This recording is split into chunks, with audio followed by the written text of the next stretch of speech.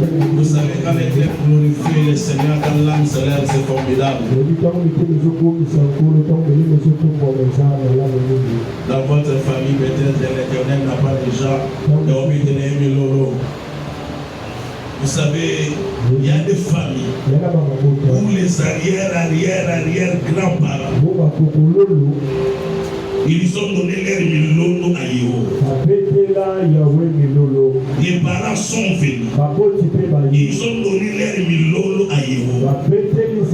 Les enfants sont nés. Ils ont donné leur milolo à Yého. Donc vous êtes en face d'une génération des hommes et des femmes.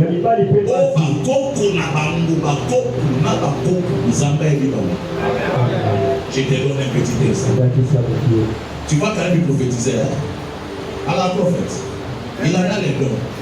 À mon accord. Et pour ta tête, quand elle passe comme ça. Ta tête n'est pas ça au monde. À mon nom, 60 000. Il y a un aïe, Bobette. À Saranadon. Amen. Sur le temps, ma poudre n'a pas sur toi, tu vas mourir. Et c'est le logo, il y a petit tatali là. Au monde, il y a tata ya roula. Tant que barate. Tata roula, c'est le pasteur. Dans ma camonanzane. Oyoka. Hein? Tu es là pour activer ton pénis. Papa ya Gaston. Demande à papa Gaston de l'évangéliste. Hein? Et Yogana. Comment dit vous Tata Gaston Zanani. Donc vous êtes là Gaston pour activer quand il nous trouve ayakina yo sur Tata Binoza Mama Binoza tu vas commencer une nouvelle génération. Je suis venu Amen. Dans cette famille, il n'a jamais existé de prophète. Avant toi, il n'y a jamais eu besoin de Dieu. L'histoire du véritable Dieu. L'histoire des prophètes. L'histoire des hommes ouins. Des femmes ouins. Pas d'évitable que toi. Vous voyez dans cette famille, ça commence avec lui. Ça commence avec lui. Oui, Genèse, chapitre 3, verset 22. Genèse chapitre 3, verset 22. Ah oui. L'Éternel s'est dit, voici l'homme est devenu comme l'un de nous. Voici l'homme est devenu comme l'un de nous. Pourquoi? Pour la connaissance du bien et du mal. Voilà. Empêchons-le maintenant d'avancer sa main, de prendre. Si vous avez l'image de chérubins, à ce moment là, ça va beaucoup à mon son dans le bagage. Et ils ont le droit de t'obliger. Vous avez beaucoup de bien. Empêchons-le maintenant d'avancer sa main, de prendre de l'arbre de vie, d'en manger et de vivre éternellement. Et l'Éternel Dieu le chassa du jardin d'Éden. Et l'Éternel Dieu fit quoi? Le chassa du jardin d'Éden.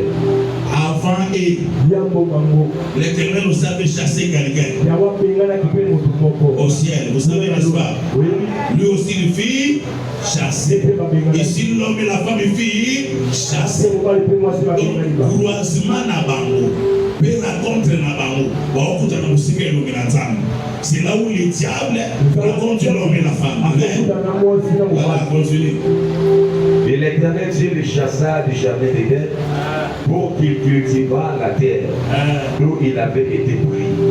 C'est ainsi qu'il chassa Adam et il mit à l'orient du jardin d'Éden les chérubins qui agitent une épée flamboyante. Il mit à l'orient les chérubins qui agitent une épée flamboyante. Que l'Éternel vous bénisse à toi. Lévitique chapitre 13. Le premier verset. L'Éternel parla à Moïse et il dit, parle à Aaron et à ses fils et à tous les enfants d'Israël. C'est leur dira, voici ce qu'il dit, Elohim Adonai. Si un homme de la maison d'Israël égorge dans les camps, ou hors du camp, un bœuf, un agneau ou une chèvre, et ne l'amène pas à l'entrée de la tente de l'assignation, pour en faire une offrande à l'Éternel devant les tabernacles de l'Éternel, le sang sera imputé à cet homme. Il a répandu le sang. Cet homme-là sera retranché du milieu de son peuple. C'est enfin que les enfants d'Israël, au lieu de sacrifier leurs victimes dans les champs, les amène aux sacrificateurs devant l'Éternel à l'entrée de la tente d'assignation qui les offrit à l'Éternel en sacrifice d'action des grâces. Les sacrificateurs répandront les sang sur l'autel de l'Éternel à l'entrée de la tente d'assignation et il brûlera la grâce qui sera d'une agréable odeur à l'Éternel. Verset 13. Si quelqu'un des enfants d'Israël, saisis ça bien, si quelqu'un des enfants d'Israël ou des étrangers qui séjournent au milieu d'eux prend à la chasse un animal, un oiseau qui se mange, il renversera le sang et il courira de la poussière. Parole de l'Éternel, parole de l'Éternel. Avant de prier, avant de faire tout ce que je vais faire au cours de la semaine, je ne cesse de te répéter ce que la main. Tu dois m'écouter. Je t'apporte peut-être une information dont tu n'es pas au courant. Mais d'autres, ton cerveau est au courant, mais ton âme et ton esprit ne sont pas au courant de ces choses. Dans le monde des esprits, la position que tu occupes, elle est très importante. Amen. Elohim est à la recherche des adorateurs. Mais parmi les adorateurs, il y en a plusieurs. Il y a une grande sorte des adorateurs. Sans parler des adorateurs qui sont dans la chair. Les adorateurs qui sont en esprit constituent des catégories. Il y a des adorateurs comme serviteurs. Est-ce que ça va? Leur position, quand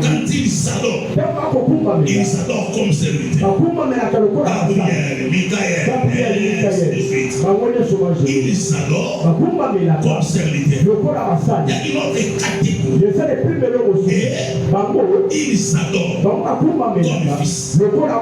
Comme fils de Dieu. Ça va? Quand je vais commencer à nager dans les choses là, tu vas comprendre pourquoi je te dis ça. Mets-moi d'abord les chérubins. Voilà. Tu vas dans les jardins là. Il va souvent un tout petit. Tu vois les chérubins. Si tu n'es pas dans ton songe, tu diras c'est quoi ça? Jette un coup d'œil ici. S'il t'arrive dans ton songe de voir des choses pareilles, n'est-ce pas que tu viendras voir les prophètes pour dire, papa, aujourd'hui j'ai vu les démons. Amen. Ce ne sont pas des démons.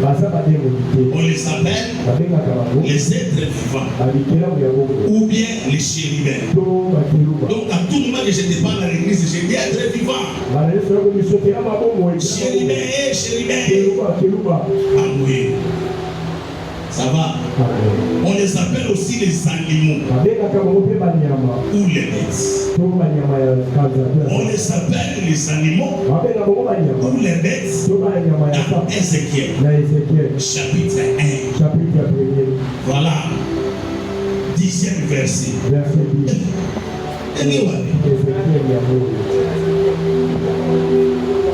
Nous sommes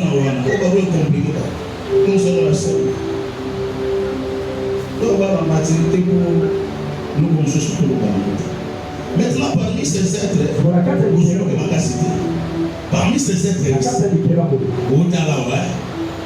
quand l'homme a perdu, il voit seulement les images. Je ne l'ai pas son.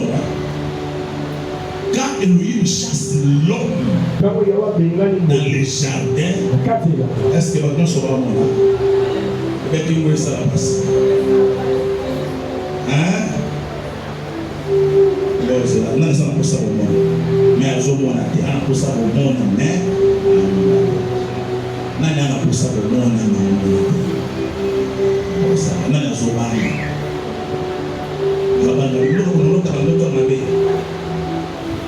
Amen. Alors, comment sont ces êtres? Tu vois, Ce que tu vois ici, un peu fou là, c'est la face du bébé. Les êtres que tu vois là, ils ont des yeux partout. Ils ont des yeux à l'intérieur. Ils ont des yeux à l'extérieur. C'est-à-dire tu ne peux pas les échapper. Tu ne peux pas passer par son côté. Tu ne peux pas passer par son dos. Là, ça va. Celui-ci que tu vois de l'autre côté, il a la face d'un homme. Lui aussi, il a des yeux partout. L'autre que tu vois là, il a la face d'un homme. Lui aussi, il a des yeux partout. L'autre que tu vois de ce côté, il a la face d'un lion. Lui aussi, il a des yeux partout. Sous leurs ailes, ils ont des mains, les mains d'hommes. Ils n'ont pas de griffes. Ils ont les mains d'hommes. Leurs pieds sont les pieds de paix ou bien non même. Amen. Amen.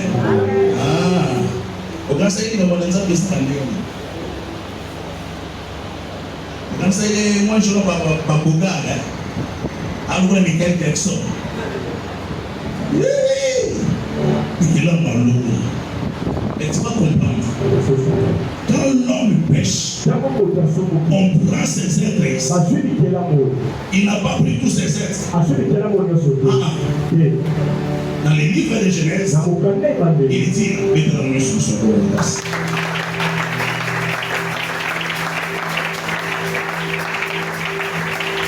Est-ce que ça va? Est-ce que ça va? Ah. Ça va? Je peux continuer, hein? Brice, ça va. Brice, ça va. Je peux continuer. Tu es monté là. Ça va? Tu es ici. Ce sont des choses, c'est pas compliqué, c'est ça. Au cours de notre marche, tu vas comprendre que si les chemins du jardin, Elohim n'a pas mis 4 chérubins. Il avait seulement mis 2. Amen. Les deux, ils peuvent faire mal à l'homme. Les deux, ils sont sanguinaires. Alors ils ont barricadé les chemins de l'arbre de la vie pour que l'homme n'entre pas, pour que l'homme n'ait point accès. Mais à l'extérieur, où il y a l'homme, à l'extérieur là-bas, tu es avec moi. À l'extérieur là, il y a aussi Satan. Parce que lui aussi, il fiche ça. C'est-à-dire aussi longtemps que l'homme est à l'extérieur du jardin, là dehors, il est en contact avec Satan, avec les diables. Mais il y a un problème. Le diable fit sa position. Il a gardé rancœur et jalousie contre l'homme. Il y a encore un problème pour l'homme. Le diable, lui c'est un esprit. L'homme a une partie visible. Nous sommes des esprits. Ça va. Ça va. Nous sommes des... Mais quand nous descendons sur la terre, pour l'expérience terrestre, nous devons perdre certaines facultés spirituelles. Quand nous n'avons pas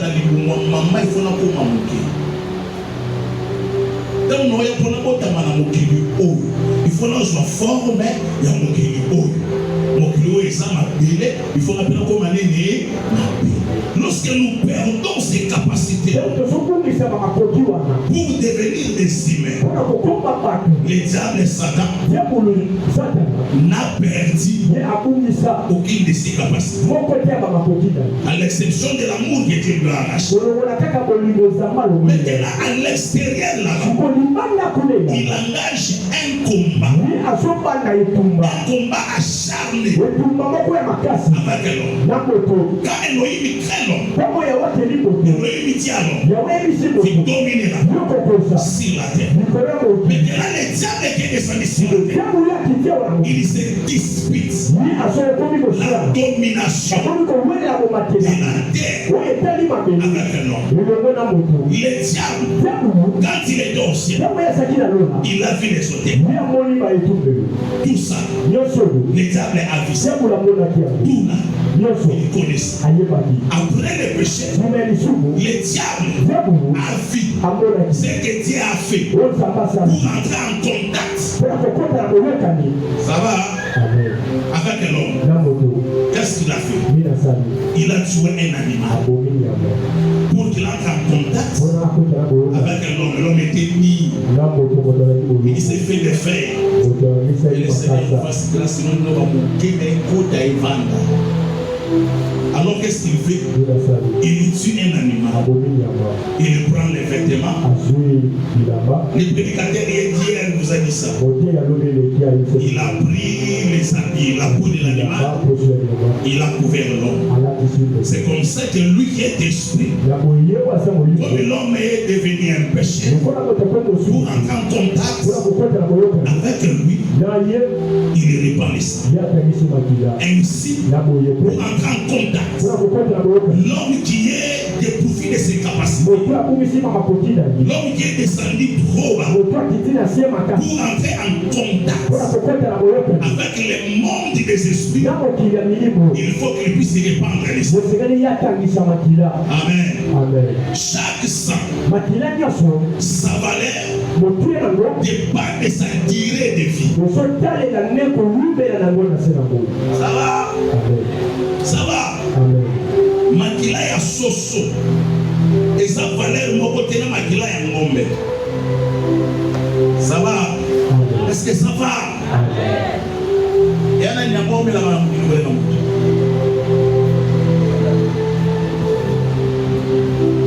Yo nyama. Ndamno baba nyama makila. Parce que banyama nyonso baza makila ti. Ça va? Nyama makila. Atanga makila asali 200, asali 100 ans, asali 120 ans. Nyamani Yamakila dans l'urbana, dans le mammifère. Amen. Dans le banyamo et magana tumbelo kuna makila.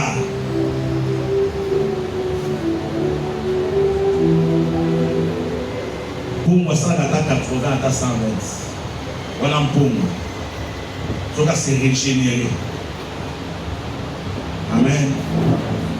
Amen. Notre valeur qui est liée au sang, c'est l'esprit. Amen.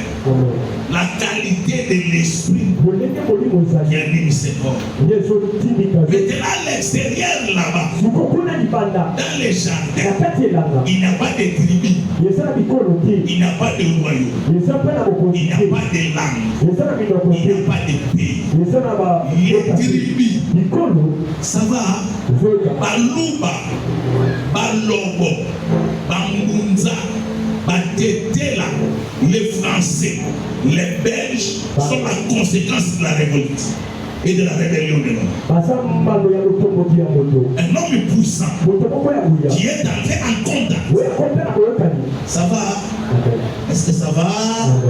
Est-ce que ça va? Ça va? Bakongo Baouchuapi. Baluba Baouchuapi. Il y a un homme avec un homme.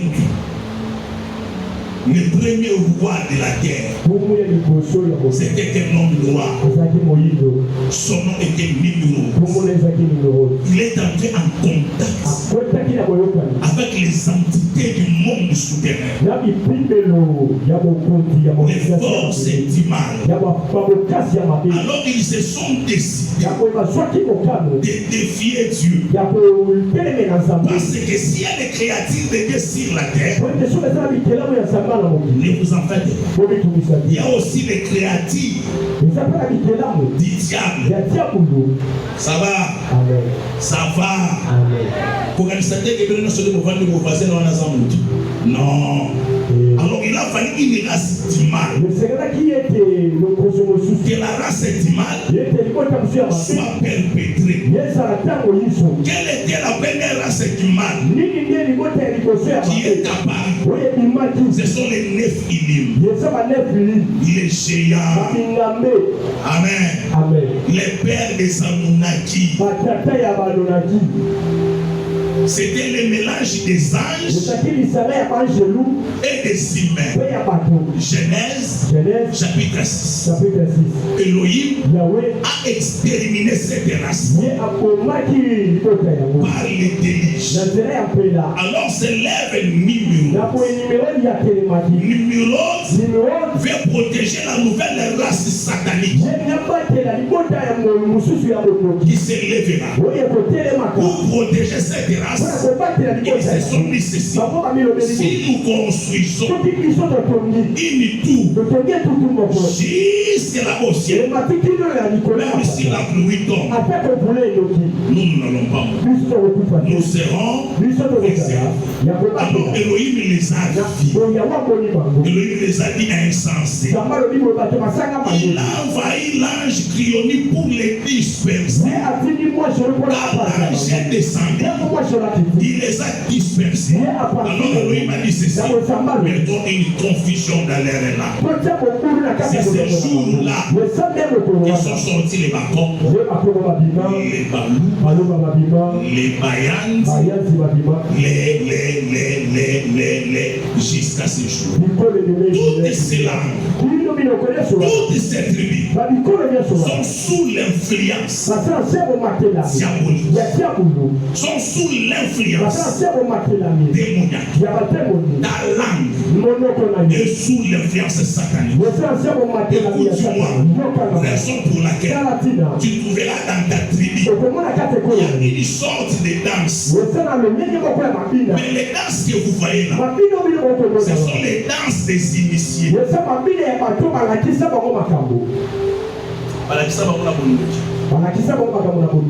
Amen.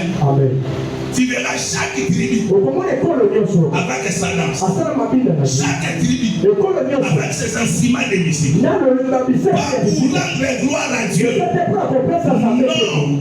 Pour chanter les Missim Yamai. Pour chanter les Yolé. Pour chanter les forces qui les gardaient. Pour chanter les chefs. Parce que les chefs coutumiers, ou bien les rois de ce peuple, incarner la force diabolique. Amen. Est-ce que ça va? Tout ça en dehors du jardin. Très loin là-bas, l'homme est le plus faible. Acclame d'abord le Seigneur. Acclame d'abord le Seigneur.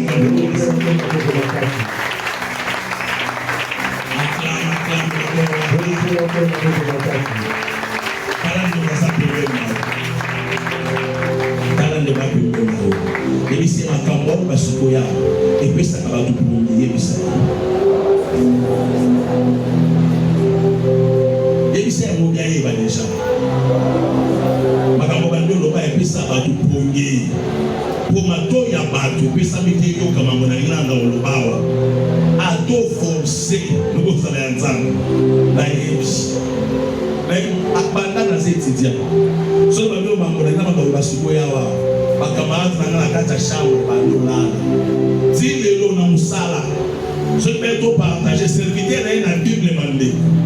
A une Bible. Et puis c'est la même chose. Tout partager. Makambo ya bakati ya kutambo. Makambo ya monde spirituel. Na bisi na avertir. Na bisi tangu na bandaka pour makambo. Batu balala. Espérons que yo okolala. na bande explication de plus. On a rien que ça. Pour perpétrer la race diabolique. Il y a la combinaison de la magie noire. Faites très attention. Il y a les êtres sur la terre qui sont la conséquence de la magie noire. Mais ces êtres-là, ils étaient mi-humains par leur apparence.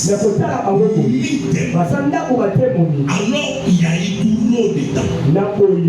Jusqu'à ce que le diable a inspiré la science, la naissance in vitro. Tu connais la naissance in vitro? Hein? Naissance quoi?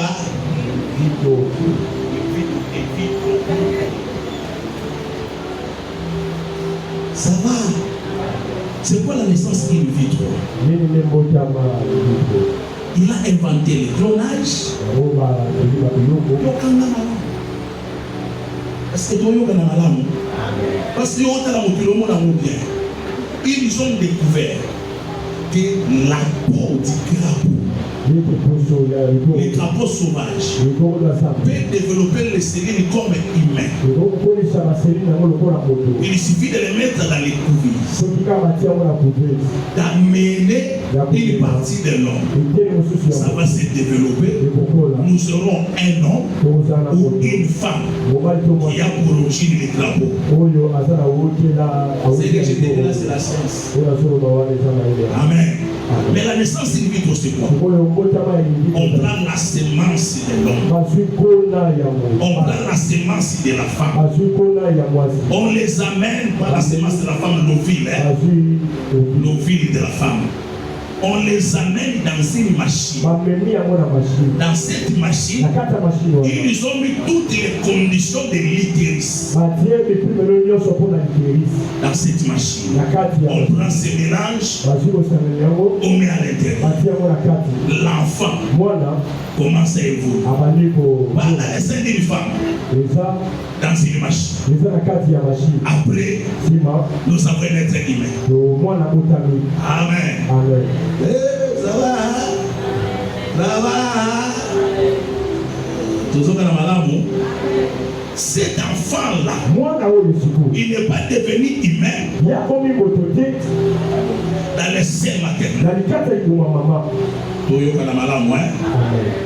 Là, nous sommes dans la science. La science palpable. La science comme ça. Balembi wanati. Oyoko ma papa me simayeli wana. Ça va? Donc moi la cause en a papa, mais papa s'akufa. Ya potami mais papa s'akufa. Les banques du super. Il y en a beaucoup de sont vivants. Il prend sa sémence.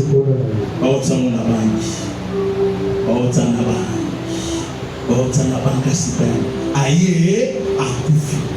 Moi, si je vois un gamouane, bakei, bavu sémence wana, batela kata mwasi. Moi, na otami, mais papa sa sala nene. Ça va? Est-ce que ça va? On peut continuer. On peut continuer. Là, nous ne sommes pas encore dans les possessions de la sorcellerie. Nous sommes dans la magie. On vous montre ça chaque jour dans les cinémas. Les musiciens chantent ça. Beyoncé chante ça. Rihanna chante ça.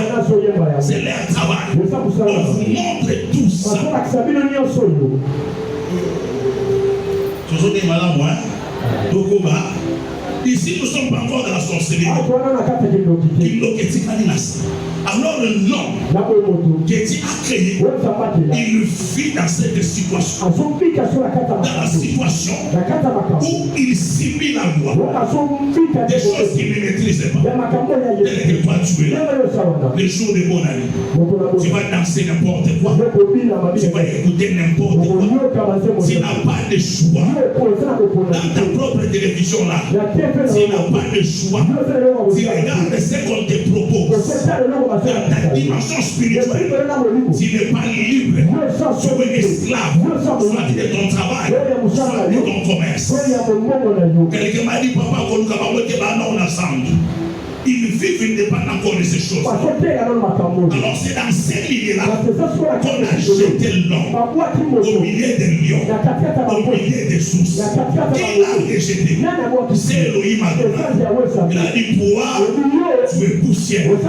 Tu retourneras dans la poussière. Il prend ses êtres ici. Il les met là-bas.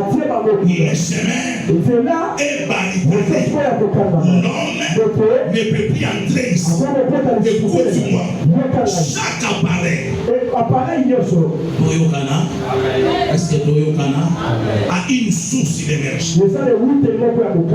La source de l'énergie d'un poisson, c'est de l'eau.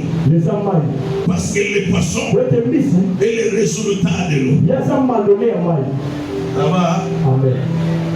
Toujours bien, hein?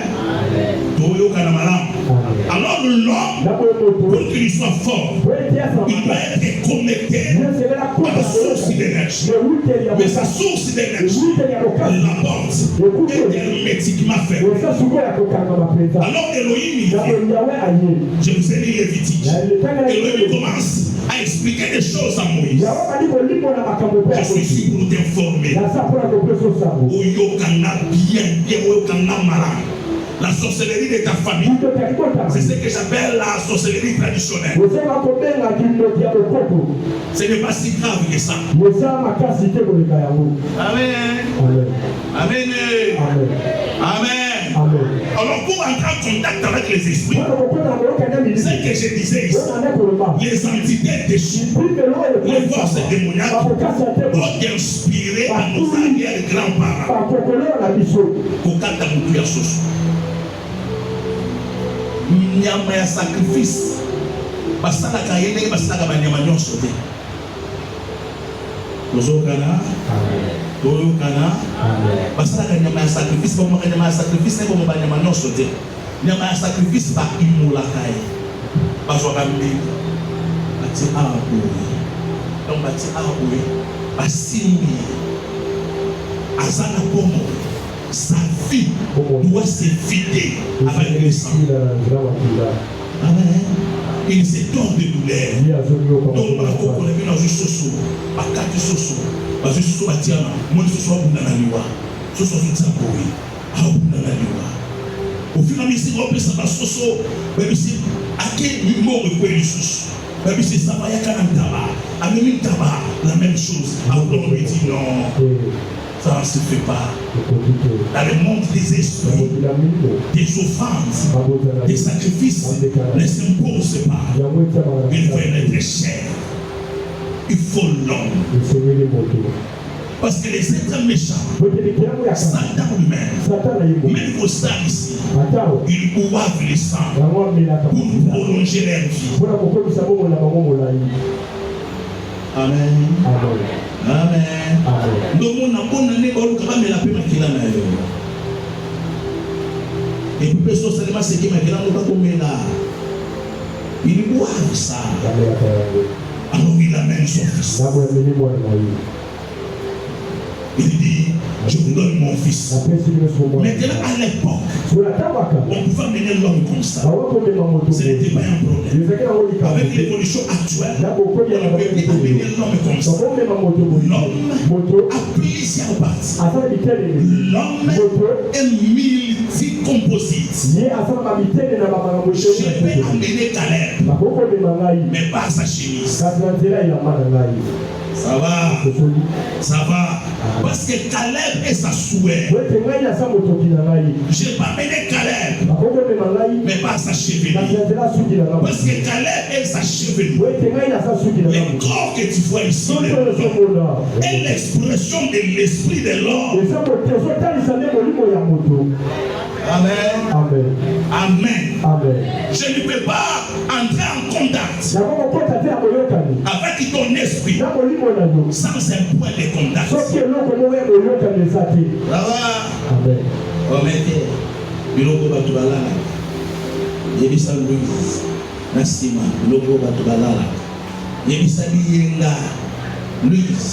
Yebisa biyenga pembeni wana biloko oyo bato basalaka nini yebisa Rachel biloko bato basalaka nini balalaka faut okangama. Je ne peux pas entrer en contact na molimo car la kidiba non. Je dois chercher la porte d'accès. Ce sont des codes. Les codes spirituels. Ah, tonton, bonjour. Ah, on va la photo. Ah, on va la photo. Tonton, comment on a déjà? Tonton, on a c'est le moment de bonsoir. Ah, comment on a yo moni ko pesa likongo yo moni ko pesa la pimote mais dans le monde des esprits ce sont des informations très précieuses pour entrer en contact avec toi. Amen. Amen. Est-ce que ça va? C'est comme ça que le monde spirituel, le monde des démons, le monde de la sorcellerie fonctionne. Mais en attendant l'homme et à l'extérieur, en dehors de ces choses, alors l'Éternel appelle Moïse. Il dit à Moïse, viens, je vais t'expliquer des choses que tu vas vivre et mettre en pratique. Il appelle Moïse sur une haute montagne. Mais comme il est ministère, le ministère de Moïse et le ministère de la mort, Moïse doit être un sanguinaire. Amen. Et wana na lekika Congo pobana bakita kunate totikala awo. C'est ainsi que nous arrivons dans Lévitique chapitre 6. L'Éternel est à Moïse. Tout animal et Israël pourra tuer comme offrande, comme holocauste. Ça doit se faire devant la tente d'assignation. Montre-moi la tente. Ici, je ne vois même pas les chérubins là. Montre-moi d'abord les rideaux des chérubins s'il y en a.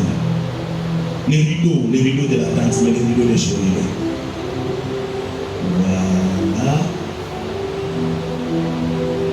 Tu vois? Montre d'abord tous les cas. Vous suivez ici, pour la Amen. Amen. Amen. Amen. Est-ce que ça va? Est-ce que ça va? Kokonaï. A deux alandokité. Soit Tanis Makilati. Amen. Makilani soit Tanis. Na ondoki. Parce que esclave. Et on va pousser. On va avoir beaucoup d'esclaves. Amen. Naba komba comme ça va toi minde. Naba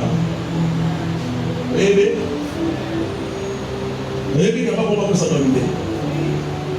Ba solo na fait poser famille, ba bon, plus ça pour famille, a ozo ma pas sur la famille. Oui ba mo. Ba to ba Congo. Oui dango. Oui bité. Ba ko mi se ndenge. Na bo sa ndenge ba bina. Ba yu ba bina ngo ku yungula. Sugo bo mona ndeko na bino kuri swa kufi oyo. Azo ki sugo mundele elo ya press mato ya press be mundele.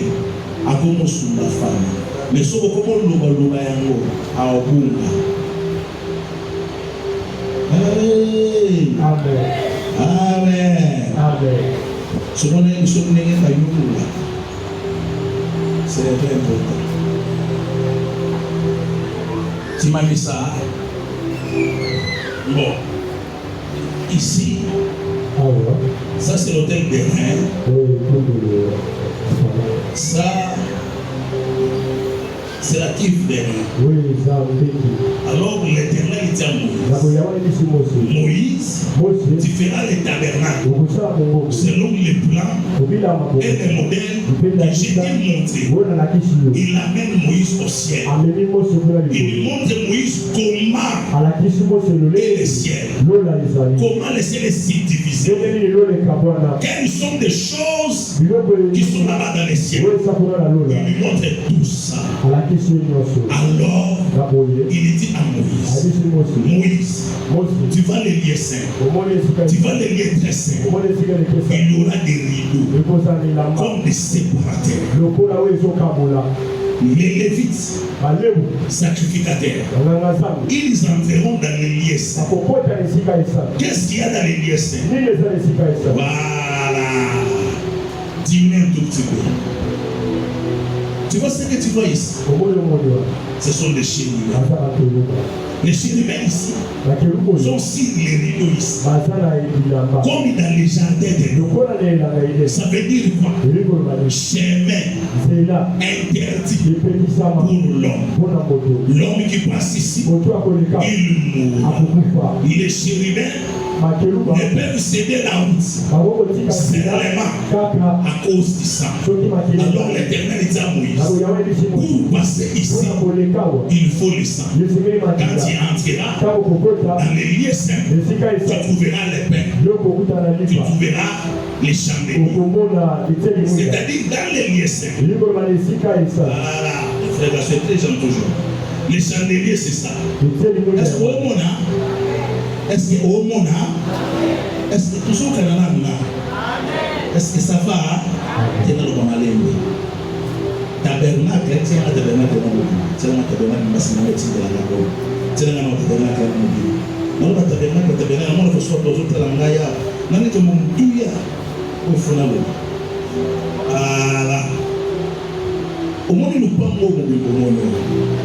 Nous sommes des tabernacles. Ça va? Makati awa. Makati a lupango. Non seulement ça porte. Makati a lupango. Coup. Babé maman parfum. Au moins, il y a tant de choses au monde. Au bâti à taper. Il y a tant d'assignation. Et ça, la vérité de Mibali. On a zéro le belawa. Les liens saints. N'a des liens très saints. Nzamba ebisu Moïse abina na leli très saint. Moïse moni biloko moni na lo kiti sango na mabele mu kota awa te changa pour mu kota awa tout le bagage tabernacle oyo et ça représentation des choses célestes mais sur la terre. Ça va des choses donc le tabernacle c'est le monde spirituel mais sur la terre. Pour kota kuna ndelo ibe bisu Moïse na Lévitique parce que il faut makila. Ça va makila ya taureau, makila ya chèvre, makila ya bouc. Abi mais malgré makila et ça dans le côté awa au côté comme dans les lieux très saints. Dans les lieux ça va dans les lieux très saints au bout d'un lipa au côté chandelier d'or où je vais éclairer ma parole. Oh, nous sommes dans le soir et ça contient de parfum. Ça va. Les personnes l'ont envoyé de cette loi au diade. Balia on est dans mon quoi? Dans le quoi? Tout va que ah waouh. Au lia dans mon. Ça va. Tout ça kana. Ah waouh. Au lia dans mon. Mais ce qu'on a des très sain. Au coup de billet. Billet au coup de kuna. Au lia dans mon.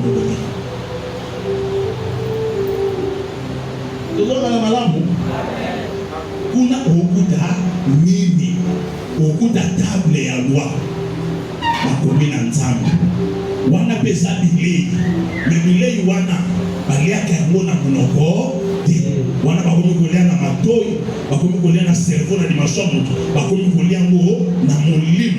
Ici on mange ce qui est visible, mais de l'autre côté on commence à manger, mais dans la dimension invisible. L'homme ne vivra pas seulement du pain, mais de toutes les paroles qui sortent de la bouche. Voilà. Pour ce qu'on lit à Okufa, Folia, j'y reviendrai. Maintenant, les rideaux qui les séparent ici, il y a les motifs de chérubins. Pour essayer au code, il faut maquiller. Ce qui sacrificateur a un niveau. A obéti makila, abeti makila, soit abeti makila. À Fongoli, à Salinini, à Côte. Il le faisait chaque année. C'est comme ça qu'il se séparait du monde. Ça va? Les disciples de Satan à Zawabi, Libanda. Donc, Batuno Soma, Libanda, Bananane, na Satan. Alors, l'apôtre Paul, Dieu lui fait grâce. Est-ce que vous en avez? Quelqu'un me dit Amen. Quelqu'un me dit Amen. Maintenant, Dieu fait grâce à l'apôtre Paul. L'apôtre Paul lui dit, tout ça, c'était une représentation. L'exactitude des choses, c'est le ciel. Hébreu chapitre 9. On y va vite. Hébreu chapitre 9. Wana nazokoba na libanda wana mtu moko boye Satan avandaka na lulu makambo nyonso oyo ye basalaka nini amonaka yango. Alors po baoyo aye bakota contact na ye basali mpe bahotel babitumbelo me na babitumbelo na bango baotalisa makila ya bana na bato kokoma mutu ya cette façon ya kokoma mutu. Ça va? Amen. Ça va? Amen. Bato ça laisse pas comment mais pas comme physiquement, pas comme mentalement. Cerveau na yo et c'est kufa. Non mais papa na professeur. Attendez nanda asa comme moi. Mais à combien physiquement à combien mutu. On a ça va? On a tiré pété tu veux le weli dans la souris. Pour cerveau ya mwana batina etumbelo ya bondoki bato koma mutu na sasani mabota sa ya okufa. Est-ce que ça va? Est-ce que ça va? La réponse des non vivants, c'est la reproduction. Ce qui m'a bomi ma bota ya mutu m'a bomi pourquoi? Ce qui a koufi Congo na yebi la sambo. Amen. Roger, au coup fait côté mi santo, tout ça na mwana. Roger qui Samuel kaki, vraiment sendaka ko sende. Roger bungi, oui, Roger bungi patiki mwana. Il y a une autre façon ya koma mutu. Ya mo Yesu a okufa malami bali. La mort symbolique, est-ce que ça va? La mort symbolique et la mort réelle. La mort symbolique a opéré sa motokinae. Motokinae comme makila ake anagonie. No mona osala na musala. Oke naka biro mais dans les néants. On a monté à 5 heures dans les néants. Tu es un homme mort parce que tu ne bénéficies pas de ta souhait. Est-ce que tozo yokana? Ata motokinae tangi ngeni. Tu n'en profites pas. C'est la mort, mon ami Pilar. Tu es sacrifié dans cette dimension. Rien ne se perd. Rien ne se gagne. Tout se transforme. Si j'ai une bonne mémoire, c'est là-bas aussi des Newton.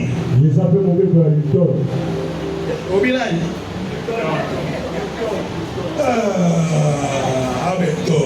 Et tout le monde s'en a ligne à voir. Isaac Newton. Albert Einstein, c'est la relativité. Ah bon, on a tellement de calais. Oui, le cerveau là. Je suis en train de relativité sur le chou. C'est où on va l'envoyer. Alors l'homme est tué dans cette dimension-là. C'est un esclave. Nous sommes à ce point de ça. Il y a un moto. Oyo. azo gagné yango quelque part. Yana tango ba makamoto physiquement. Babungisio. Yana tango mamoto physiquement mais babotoli mikolo na ye.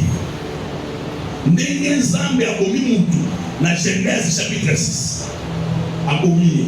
Abi mais ces jours seront de combien? 124. De 100 Mon mikolo no so boswana. Alongoya. Ndego ebeli bakoma abino. Et papa Beyoncé, ba frère Fali, tout ça. Bakata kabino ba 2 ans. Uto bimana garçon akata 5 ans. Abomio. Na bomio de noter. Akati mikolo na yo. Na sénamoï. Ça va? Est-ce que tu es arrivé là? Voilà, ça c'est intéressant. Ça c'est l'hôtel des reins. Voilà. Hébreux chapitre 9. Hébreux chapitre 9, verset 1. Micro, c'est un compte à mon nom le mot. Au micro, je réponds de tes copains. Papa, pour ça, on va nous poser. Faites vite. Est-ce que tu es au Cana? Est-ce que tu es au Cana? Donc, Moutou, quand il est en dehors, Moutou a commis chasser, balle na bango. Quoique il est fils de lui. Pourquoi? À cause de tout le monde. Est-ce qu'on a passé comme quoi? C'est ça le problème ensemble. Il y a un problème, il y a mon béco, les salaires du péché. Alors tu vois, les salaires du péché. Voilà. Adam a péché. Quand on dit les salaires du péché, c'est la mort. Il doit mourir physiquement. Il doit mourir dans son âme. Il doit mourir dans son esprit. Et la mort n'est pas une partie de joie. La mort est douloureuse. Lis vite. Hébreux chapitre 9. La première alliance avait aussi des ordonnances relatives au culte. La première alliance, c'est le tabernacle que je vous ai montré, avait aussi des ordonnances, des lois relatives au culte. Pour dire, avait aussi, c'est parce qu'à part ça, il y a aussi un autre culte. Moïse reproduit le culte initial sur la terre. Et les sanctuaires terrestres. Et les sanctuaires quoi? Terrestres. Alors tu vois quel sanctuaire? Quel sanctuaire? Quel sanctuaire? Awa bitumba, écoute-moi. Awa bitumba, yana satanate. Abitumba, yana ba démonté. Abitumba, il faut que vous s'éloignez. Il faut que vous moko aya alonga nzambe. Batele mana epibelo na nzambe. Nzambe akitaka na lettre sekuna. Bisika katela mututu ali yo misuma vondolo yo na mono suswati. Soki na monyo wa yo okufa kotoke kuvana. Nzambe alakeli mutu mate. Mutu azokundisa mutu. Ça va. Alléluia. Alléluia. Amen. Mutu azokundisa mutu. Eza satana. Mutu azokundisa mutu. Eza nzambe. Donc il faut mutu makasi. Abunda nzambe. Alonga nzambe. Ça va. Amen. Ça va. Amen. Mais la kata bitumba nzambe. Il y a une conséquence. C'est la mort. Oyo unda nzambe te. Otikala. Voilà, continue.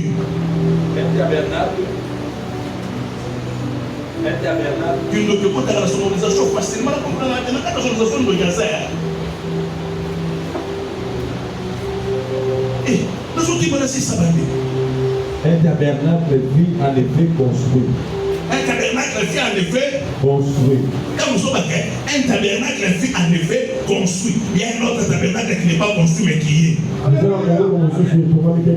Continue. Dans la partie antérieure, appelée le lieu saint, qui était la table et les pains de proposition. Derrière le second voile. Derrière le second voile. Se trouvait la partie de. Pourquoi voile? Ça va? Ça va? Pourquoi voir? Pour marquer la séparation. Nanabino, otage. Nana ngambo nanga, binope na ngambo na bio.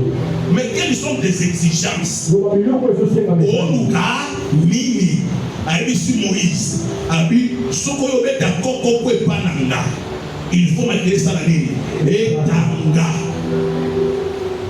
Tozo kana malamu Est-ce que toyo kana malamu? Awe zali kamona tozo kunda na bandokite. Ato kunda na satana te ya zawa te. Continue.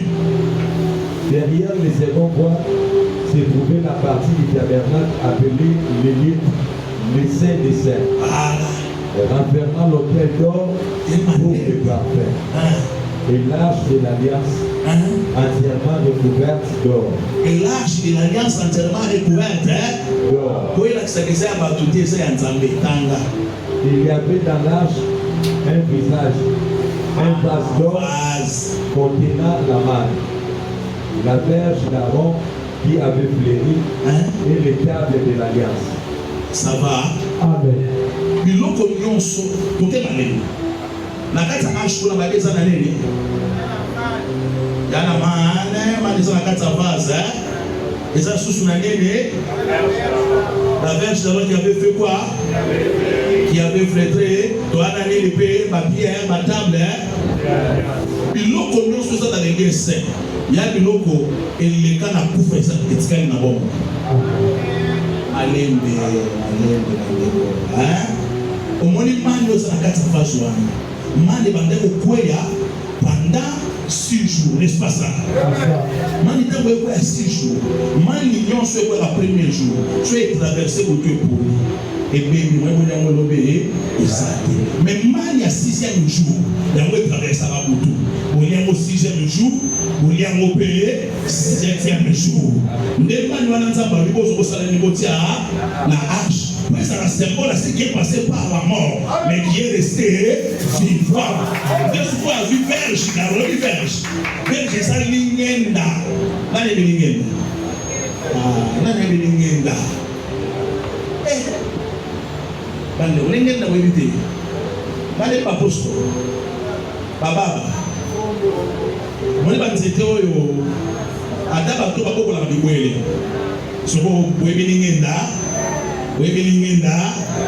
Est-ce que ce que vous avez est-ce que l'ingenda est à la bombe? Mais ce que l'ingenda est aussi à la bombe. Tout va que l'ingenda est sécuit.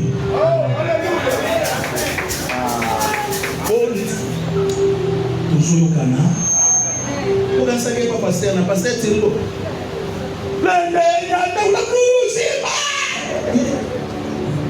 Ah, nous sommes tous dans la Bible. Est-ce que ça va? Est-ce que ça va? Abigail, ça va? Tu vas parler pour le Seigneur?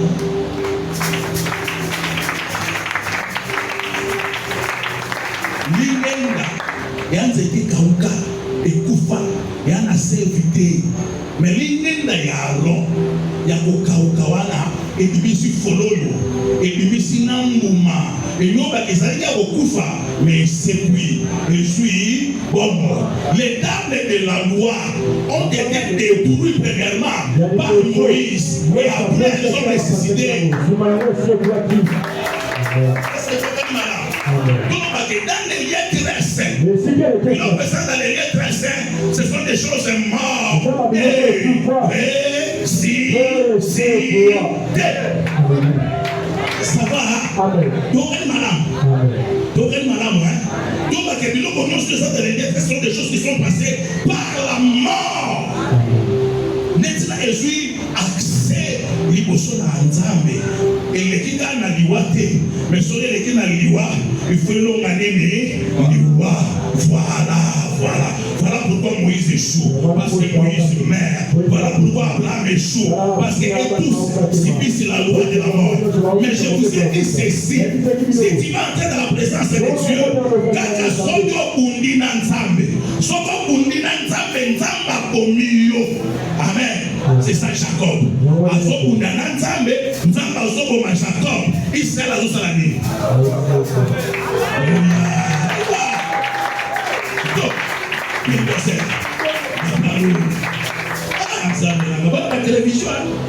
Bana mapam, bana mituka cher. Je dois avoir la chemise. Non, ma papa n'a pas chaussette. Mais, à ce moment où il n'est pas toute cette richesse. Amen. Donc il faut passer par la mort. Amen. Celui qui passe par la mort. La nationalité. Cadavre à la nationalité. Pauvre. Il est dégagé de toute la loi.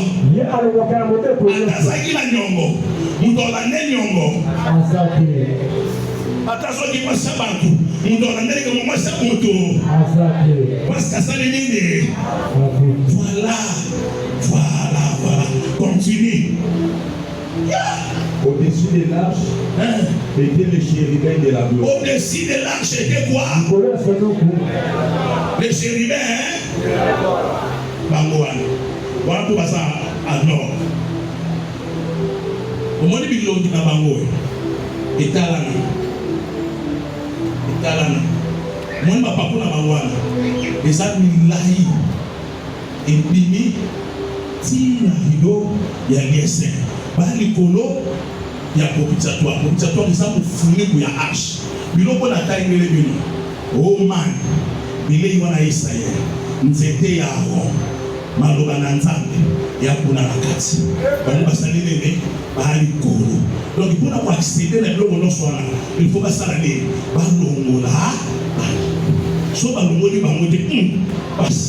Continue. Pour prendre de l'air, ombre les propitiatoires. Ce n'est pas le moment de parler en détail là-dessus. Pour la bonne, il faut que nous sachions. Pour la bonne, il faut que nous sachions. Et puis, si on doit poser la table, je dis, moi, je vais faire un détail. Et ça, maintenant, pourquoi je dois jouer dans la voilà, continue. Or, ces choses étant ainsi disposées. Or, ces choses étant ainsi disposées. Les sacrificateurs qui font le service entrent en tout temps dans la première partie du tabernacle. Et dans la seconde, le souverain sacrificateur seul entre une fois par an. Et il entre avec quoi? Non, sans y porter du sang qu'il offre pour lui-même et pour les péchés du peuple. Dans mon côté, dans les maîtresses, comment? Dans tous les yo n'a pas yo à la piscine qui elle se connaît pas. Mais je ne sais pas. Abi ne ma kila ngombe. Ezala. Abi yangai. Puis la liberté dans nos âmes. Ma kila. Continue. Le Saint-Esprit montré par là. Le Saint-Esprit montré par là. Que le chemin du lieu très saint n'était pas encore ouvert. Que le chemin du quoi? Du lieu très saint n'était pas encore ouvert. Le chemin de quoi? Le lieu très saint. Donc le jardin d'Éden, l'arbre de la connaissance de la vie, c'était le lieu très saint. Amen. Amen. Ça va? Amen. Ça va? Amen. La vie est dans les lieux. Mais le chemin du lieu très saint n'était pas encore. Raison pour laquelle nous avons besoin de sa Moïse. Après nous tous sommes à chasseur. À la nani na nyamamba. À fournir l'effort. Yo omanyama. A ébaucher. À tandis makila nase. Nous avons azwa mabele mba. Asalani. Asi. Natania na bino moti. Tu n'es pas content au séparé. Asalani. Asipa yango. Pourquoi Asipa yango? Parce que l'alliance au hasard, c'est une alliance qui est passagère. La terre c'est Moïse, le sang c'est la vie, la poussière c'est le voile. Qu'on doit voiler Moïse pour que le peuple ne le voie pas. Non. Bulldozer dans son numéro. Voilà, continue. Quand le premier tabernacle subsistait. Quand le premier tabernacle subsistait, on a Satan à Olonda. Ne bisika banyena yo evandi ne bisika batata mwasi ba oloka ne bisika bondoki na soloka esa musala na libanda li.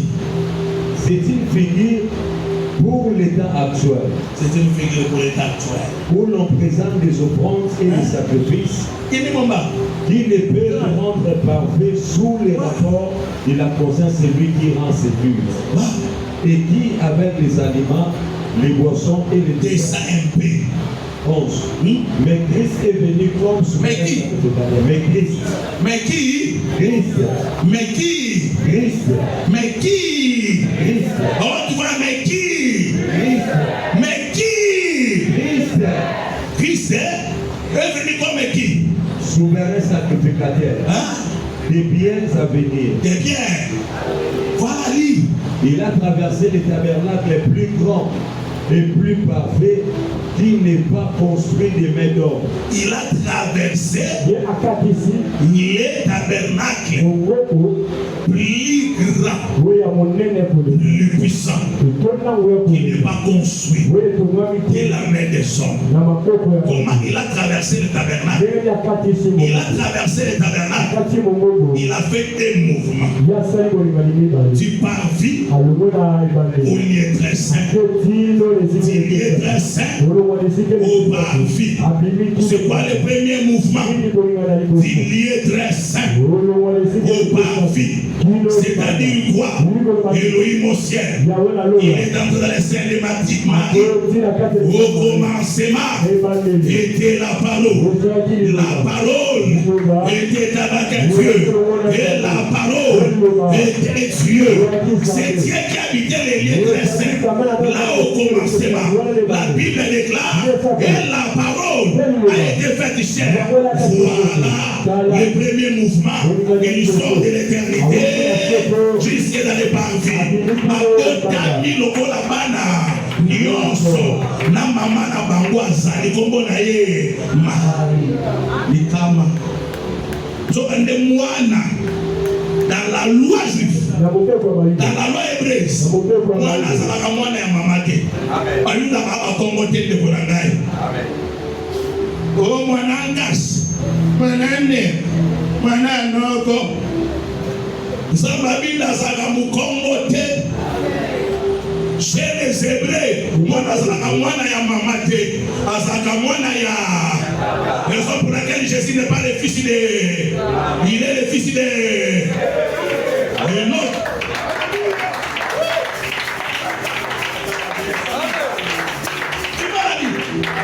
Tu vois la Bible. Quand ils sont maintenant dans le tabernacle, parce que la femme, c'est le tabernacle, constitué de deux femmes.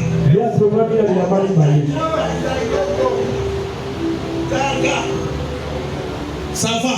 Amen. Ça va. Amen. La chevelure de la femme, c'est quoi? C'est un voile. Or, dans les tabernacles, il y a des voiles. La femme aussi, c'est un tabernacle qui a aussi des voiles. Le deuxième voile, c'est l'humaine de la virginité. Comment c'est faire? Moi, c'est la voile. Voilé, de ma voile, mi balé wana. Alors, pombeka, bayana mo, na mo la moseka, pombeka. Bayana yango, jusqu'à dans les lettres saintes, à concevoir, à manifester moi, il faut qu'à maquiller. Ça va, hein? Il faut qu'à maquiller. Donc moi, sinon, je suis beaucoup basé. C'est que maquiller, c'est la guinée. Pour fier côté vendre, il faut que les sang. Ça va? Tacha, tacha. Ça va? Amen. Amen. Donc il va commis partout. Parce qu'on va dans sa famille. Mais il y a un problème avec toi. Lis-moi ça. Christ, comme souverain sacrificateur. Le deuxième mouvement. Quand il veut rentrer maintenant dans les lieux très saints, il commence son mouvement de Golgotha jusqu'à dans les lieux très saints. La Bible déclare, ayant poussé un grand, ayant poussé un grand. Pourquoi? Pour que les ciels écoutent, pour que la terre écoute. Parce que celui qui condamnait, il a condamné l'homme Au devant de plusieurs témoins, il a fallu que l'homme soit justifié. Au devant de tous ces témoins, il a crié d'une voix forte. La Bible déclare les voiles du temple a commencé un mouvement vers le haut. Les voiles de chérubins a été déchiré. Il a ouvert la route pour toi. Écoute-moi, tu ne peux plus demeurer dehors. Tu ne peux plus être dehors. Tu entres dans le lieu de saint. Quand tu entres dans le lieu de saint, tu deviens invincible. Aucun sorcier, aucun marabout, aucun oncle, ni même ton papa, ni ta maman, même si les gens coutumiers, même si c'est un roi, même si c'est un président, aucun homme de la terre, mais de la femme, c'est parce que l'homme est Binatama, ne pourra te vaincre, parce que toi, tu es entré dans les lieux, tu es saint, dans les lieux, tu es saint, tu es caché dans le tabernacle de Dieu. Voilà, Apocalypse chapitre 5. Maintenant, mes amis, les chérubins, ils ont écouté un cri. Amen. Ça va, hein? Mais ça dit non. On a droit à bilongi à Bankosi, bilongi à Bankongo, Bana Misu, Zotomo Bimba, Bana Mapapu 6, Bango Baleki Batémon. Amen. Amen. Voilà. Apocalypse chapitre 5. Comment c'est parti du troisième là? Les personnes dans les ciels, et personne dans les ciels, ni sur la terre, ni sous la terre, ni sous la terre, ne peut ouvrir le livre, ne peut ouvrir les livres, ni les regarder,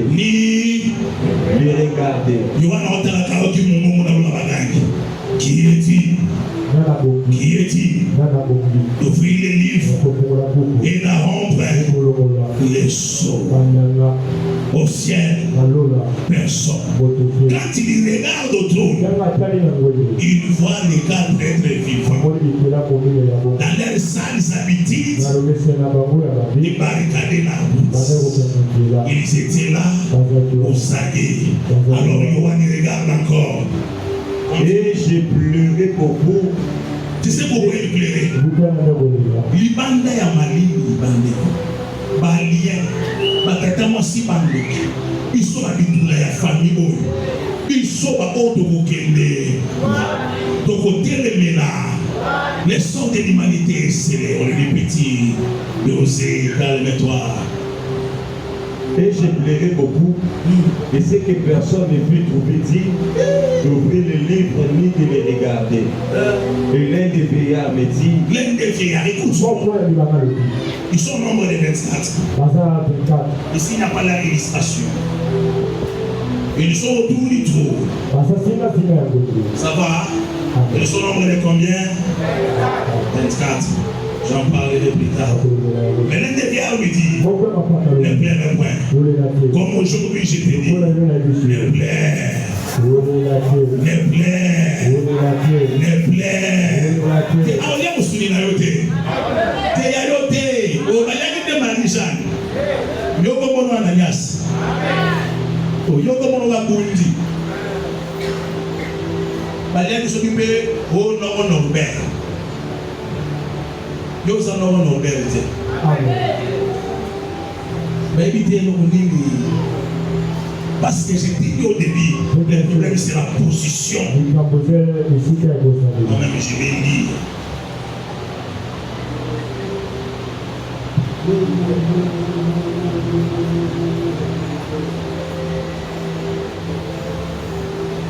Voilà, après qu'il a fait ce qu'il a fait là, il y a quelque chose qui m'intéresse ici pour que nous continuions. Tu es digne de prendre les livres et d'en ouvrir le sceau. Car tu as été immolé. Tu as acheté pour Dieu. Par ton sang. mutu totukaki biso totuki satana te voilà problème na ye. Ça va? Amen. Ça va? Amen. Satana aloko ba façon ba saka kibanda. Mwana ndaku ba bengani na ndaku. Papa na bosu. So tant que ni banda ke kutana ba façon wa. Deba ko mo mle do bleli. Waza tango mungi koki tata azumwa na salele azongisiye nanda yonde muto yebite ke sibazongisa na ndako ndeba okebisa omoni maladi biso fanya yonde na fanya wala na fanya yosa Nani atina fotoli banga ne tuna yosa nani on va la qualité. Écoute, ce que la Bible dit, c'est très grave. Il dit par son sang, il arrache des hommes, des toutes tribus. Il a racheté les hommes de toutes. Donc, ce que ça a na mobé qu'on a la tribu. Awa, biso pa baluba, biso pa na biswawa, o mana mukara. Oh manabuda, oh, biso atosa wa bale Congo, biso nde awa bobala wa. Il faut que ça paquet. Il a racheté les sons de tout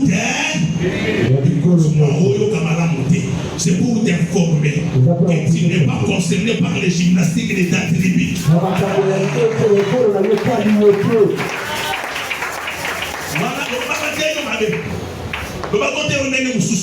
Il a racheté les hommes de tout dans la dimension des tribus.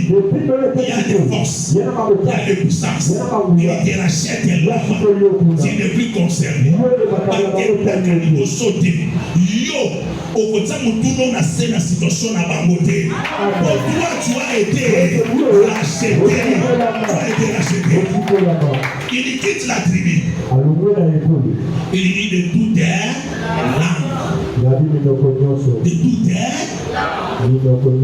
toutes ataba lobaka monoko bakufi bino monoko na bino saka bapikume so bandola kila mutu mabe bakoti na kichoko bakoti na kimbunza babibo kula kabombimbo abiso baba tona bojala Equateur Mambenga agangi nenga oganga wana apelisi miso agangi anobi bibilobila réciter les hommes de toutes là tu n'es plus concerné par les langues des hommes les hommes pour laquelle la Pentecôte quand le Saint-Esprit vient tu ne parles plus les langues des hommes parce que tu appartiens à notre tribu tu appartiens à notre royaume tu appartiens à notre nation parce que tu es parce que toi tu n'es plus concerné par les wanazoloka andoba na kisakata aloki na kisakata aobemo na kisakata kwa musakata abilokola makila basakata aorepondre saliere yoza musakata te yolobaka kisakata te yolobaka kisakata te yoso banjolo il faut tout interpréter il faut cette esprit l'explication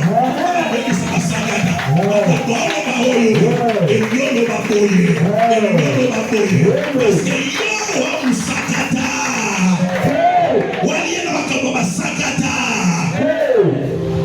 mama na bino bonga te yo bonga bakenda liboso te yo kende liboso bakotaka te yo bota bafonga te yo kofongama parce que acheter les gens de côté là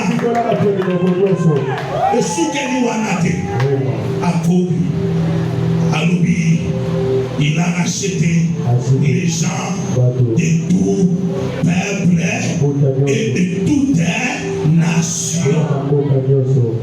Et de toute quoi? De toute quoi?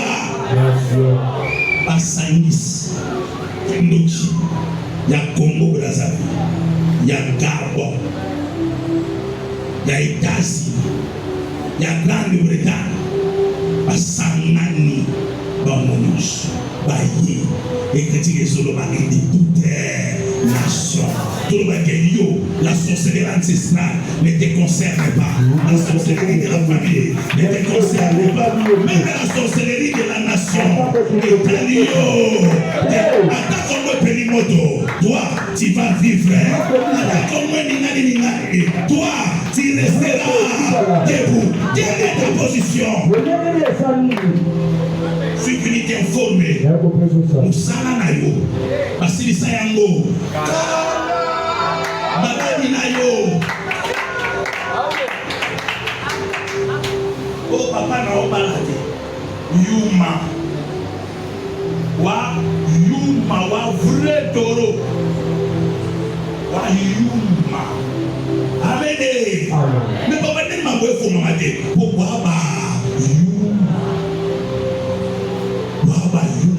tu dois commencer à vivre, à prier selon ta position. Comme on dit la position des fils, parce que à Dieu pour Basani, tout ça n'a pas de la manifestation.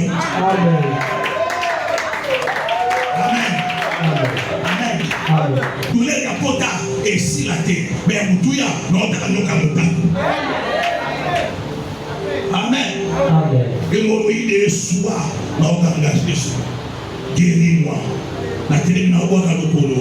Et soit kaka, n'a Jésus, guéris-moi. Parce que moi j'ai la guérison. Il faut que la guérison se manifeste. S'il nous a pas refusé son fils, s'il nous a donné toutes les choses avec son fils, on peut me la bisonner. Mais l'on a pu me le dire. Votre tamasaya petit pour te lasser. Aningisi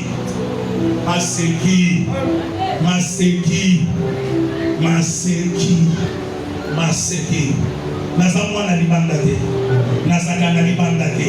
De Colossiens chapitre 3 verset 3. Notre vie est cachée en Christ dans les lieux. Est-ce que vous pouvez commander sur la peau? Parce que ça va. Mais pourquoi pas nous vivre les cas malades? Parce que ayuma. Pourquoi pas nous mater? Pourquoi mater nous ayuma? Au vivre le quoi la moi n'a coûté. Au vivre le quoi la mercenaire. Au peut souffrir de la récompense. Au vivre le quoi la moi n'a coûté. Au c'est la tata na bino. Mais au c'est la tata a foutonné na futakaba misala. O sambela, o la retour de ta personne bala, o yede loko yo zaki, o sadi ke, iloko no so na kwa tata, et ça ya yo. On a compris ya bana. C'est ça le problème. Donc on va pas oublier la position. Dans cette annexion, moi je demande j'ai une position. Na mwana so papa pesinga ni lote ata lobi awopesa kaka bakamisala bazwa na bango ba osilika baruma musala me biso bo eza ya biso so pesinga ni lote ata lobi awopesa ba changer mwana musala me mwana ba changer kaete nde nazo bisa fils produit que place na wetinga la vite mukolo satana ba osumuka ba remplacer ni bala moko assume pas mon remplaçant. Même quand on est dans ville de titane, nous avons souffrir. Parce que l'habitude on quitte la pourquoi dans le jardin, on quitte la soul. Assis soleil dans l'eau la quitte. So ça y a au bien nous tomber en bas. Au bête à la nuit solo. Mange nous va au banga, on va la patate de l'ongité. Mais la pauvre soul quitte, Adam a besoin bonsoir. On cache pas besoin bonsoir. Après c'est bonsoir, et ça donne bonsoir. Alors il faut le dire pour les gars d'aimer. Après ça donne la bien, nous allons au moins. Yo ande. Ça m'a dit mon peuple, ma solo na dame.